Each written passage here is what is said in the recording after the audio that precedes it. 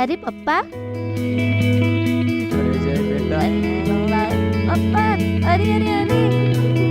બેસ. આજો પપ્પા, આ શું લાવ્યા છો તમે? બેટા, આ ટ્રોફી છે, ટ્રોફી. ટ્રોફી? પપ્પા, આ તો સ્કૂલમાં સારા રેન્ક લાવવા પર ટીચર અમને આપતા હોય આ એ જ છે ને? એમ જ સમજી લે. પણ પપ્પા, તમે તો સ્કૂલે જતા નથી, તો આ ક્યાંથી લાવ્યા? જો બેટા, હું સ્કૂલે ભલે નથી જતો, પણ હું એક કલાકાર છું અને મને મારી કલા ઉપર ગૌરવ છે. કારણ કે આજે ક્યાંક તો મારી કલાની નોંધ લેવાય. શું કલા અને ગૌરવની વાતો કરો છો? કઈ કામ ધંધો તો તમારે કરવો છે નહીં, બસ શૂટિંગ શૂટિંગ અને શૂટિંગ. આ છોકરાને ભણાવવાની વાતો કરો ને, કલાકાર પછી બનશો ને તો ચાલશે. પણ મારી વાત તો સાંભળ. હા હા હા આ ટ્રોફીની શું વાત કરું? આજે મારા માટે સૌથી ખુશીનો દિવસ છે.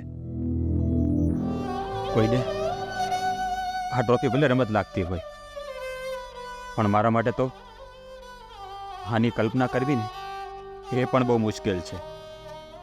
ઓહો, પણ એવી તો શું વાત છે કે તમે કઈ સરખી વાત પણ નથી કરતા અને ખાલી વખાણ જ કર્યા કરો છો? અરે વખાણ કરવા જેવી જ વાત છે.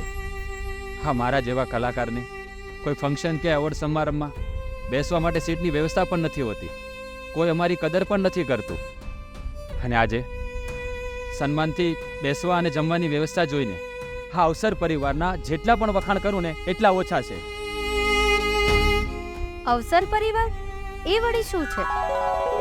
હા, અવસર પરિવાર એક એવી ટીમ છે જે કેટલાય સમયથી નાના મોટા ફિલ્મ કલાકારો, ટેકનિશિયનોને એક પ્લેટફોર્મ પર ભેગા કરીને એમનું સન્માન કરે છે, એમને પ્રોત્સાહિત કરે છે.